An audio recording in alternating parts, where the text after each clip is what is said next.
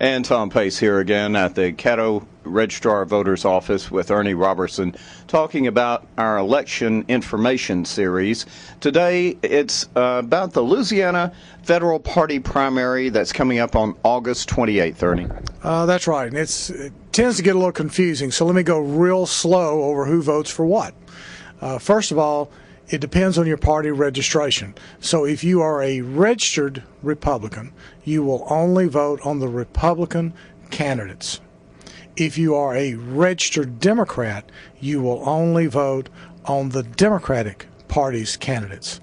And if you're a registered Libertarian, then you will only vote on the Libertarian Party's candidates. And that's the simplest part of it, but you don't swap parties if you're registered in that party. Now, the Green and Reform Party didn't have two candidates file for the August 28th primary, so you won't see them on the ballot, so those folks will not be voting on August 28th. They'll vote later on down the road.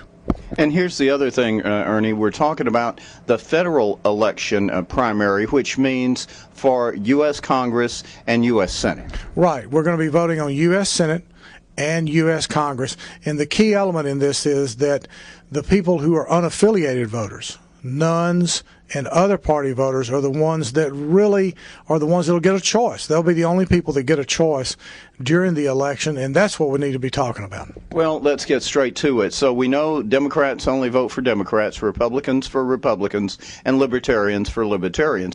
Well, I understand all that, Ernie. But here's the big question. What about the nuns and the independents and the no parties? Where do they vote? Okay, those voters who put no party as a choice or other and wrote in the name of a party. A lot of people write in independent, and they'll write in a lot of other names for parties. All of those folks can actually get a choice, and the Democrats are going to allow them, if they want to choose to vote in the Democratic Party primary, they can, or they can vote in the Libertarian Party primary. It's their choice. They'll be able to come in during early voting and at the polls, and they'll actually be put into whichever party they want to vote on that day.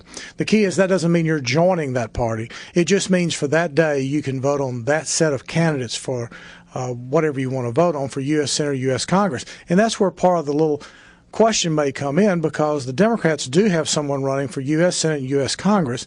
The Libertarians only have senatorial candidates. You can't switch between Democrats and Libertarians either. Once you pick whichever one of those you want to be, if you're a none or another, then you vote on that set of candidates. In other words, if you are an independent, you can't vote in the Republican Party primary. That's correct. That's right. You cannot vote in the Republican Party primary if you are a none, another, or you put in independent whenever you got into the other party. So the real key is that if you're none or other, and you can check that, of course, at cattlevoter.org, but the real key is that when you come in here to vote, either in early voting or at the polls, we're going to ask you, which party would you like to vote with today? The Democratic Party or the Libertarian Party, and it's going to be the voter's choice.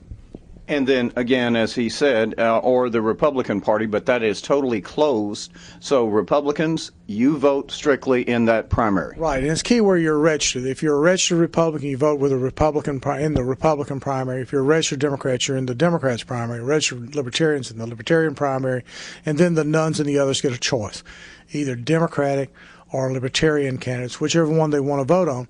But the real key for folks to remember is this particular election is kind of a standalone election.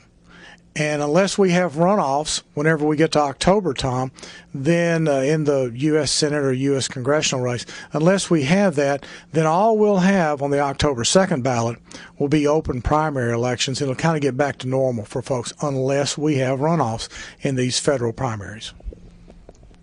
Well, that's part of the issue that a lot of people are wrestling with today, which is another reason why Ernie brought up something very important.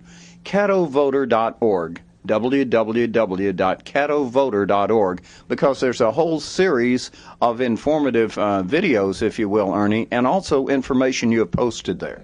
Right, and you can also check your party registration there, and you can check where you go to vote in case you don't remember. It may have been a couple of years since you voted, and just go on there, click Where Do I Vote, and it'll give you not only your party information, it'll tell you where you vote. There's even a little map that shows you how to get to your precinct.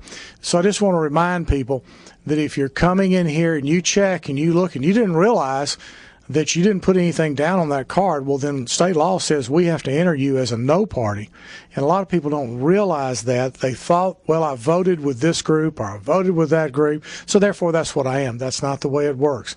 You have to specifically choose to be in one of the 5 recognized parties in Louisiana. And if you don't choose that, and you don't put anything down, then you wind up as a no party. And if you put down some other party, then you wind up with the other parties. And you're going to be given a choice if you're a none or other, but everybody else votes closed primary in their particular party.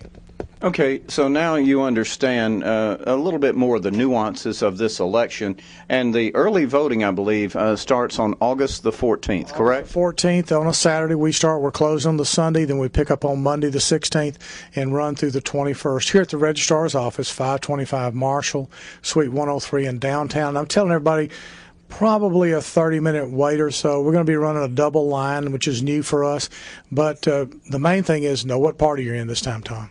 And there you have it in a very simple, about 5-6 minute tutorial as to what's going to be going on for this, what we call Louisiana federal early voting primary, I guess. That's right. And just make sure you know what party you're actually registered in before you come to vote. Now, we've got the information here, but it's always best to know which one you're in.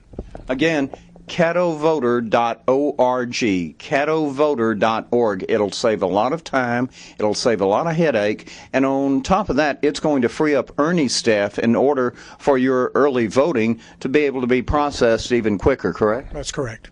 All righty. Tom Pace on the Talk of the Town. On this election segment, early voting in the Louisiana federal primary, that's coming up the 14th through the 21st, and then your election, your regular primary, will be August 28th, 2010. Tom Pace with Ernie Robertson at the Caddo Registrar of Voters Office, downtown Shreveport.